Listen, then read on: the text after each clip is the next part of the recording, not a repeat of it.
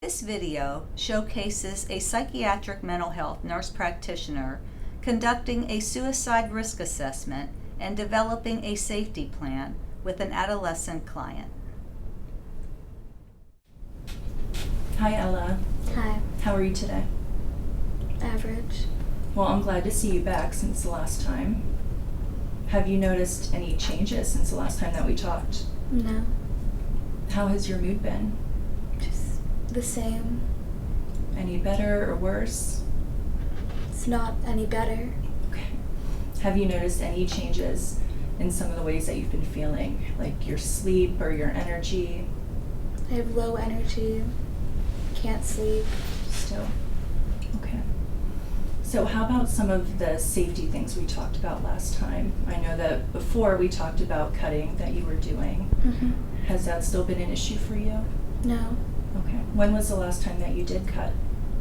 About a month ago. Okay, good. Have you found anything to do instead that's been helpful for you? Talking to my sister. Listening to music. Good. So those are two good things to do instead, for sure. Mm-hmm. How about feeling like you would be better off dead? I know that that was something that we talked about the last time. Mm-hmm. Are you still feeling that way? Sometimes. How often are you feeling that way? Maybe once a day, every other day, Okay. occasionally. Have you been feeling like maybe life isn't worth living? Not necessarily. How about any thoughts about wanting to kill yourself? No. Okay. Have you in the past? I know that we mentioned it a little bit before, but any change in the past 2 weeks? No. Okay. Have you found anything that's been helpful for you when you've been feeling really down and having some of those passive death wish thoughts? Just talking to my sister, really. Okay. So, because we still have some safety concerns, because you were cutting and having, some of those thoughts, I'd like to work with you on making a safety plan for when you leave the office today on how we can keep you safe. Okay. Okay?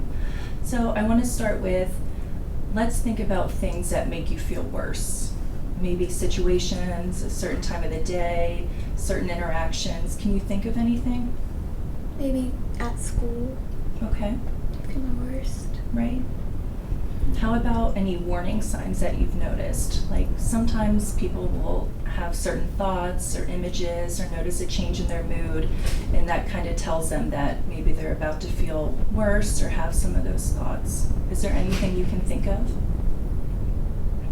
Not really. I mean, just kind of always feel like bad. Okay. But school for sure. Mm-hmm. Okay. Now that, we've talked a little bit about what makes you feel worse, Mm-hmm. what are things that make you feel better? Or what's a distraction? I know that you said talking to your sister, but is there anything else that you can think of? I mean, sometimes if I just kind of watch TV, Okay. like playing games on my phone or something. Okay. Can you think of anything that you can do on your own without anyone else that can take your mind off feeling that way or help your mood a little bit? Sometimes people say taking a walk or listening to music, you said, has been helpful, Yeah. things like that. Is there anything else you can think of? I don't think so. So mostly just listening to music, maybe distraction by your phone. Yeah. Okay. And how about if you were to start having suicidal thoughts or really strong thoughts to hurt yourself and you were worried about it, who is someone that you could reach out to talk to? Maybe an adult that you feel like you can go to if you were to have a big problem. My mom. Okay. Have you talked to her about any of this?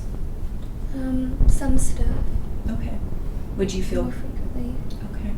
Would you feel comfortable talking to her about this and letting her know that, you've identified her as a support person and someone that you would reach out to? Yeah. Okay.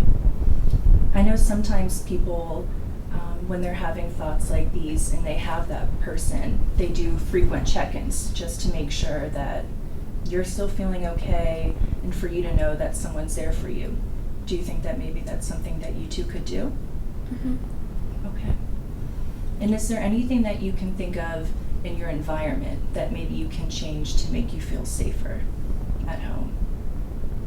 Maybe keep my door open. Okay, that's good.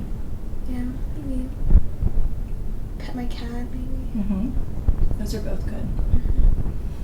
So I'm pretty sure you probably know your mom's phone number, but when you leave today, I want to give you a list of phone numbers for other resources that you could always reach out to if you were worried about your safety.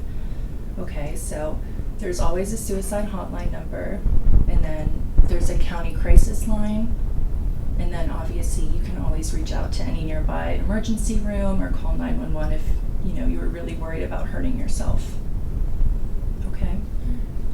So when you leave the office today, how are you feeling? Do you think that you'll be able to use some of these things that we talked about? Maybe try some of those coping skills, talk to your mom openly about what we've talked about? I'll try. Okay. Do you think that you'll be able to stay safe using that? Yeah. Okay.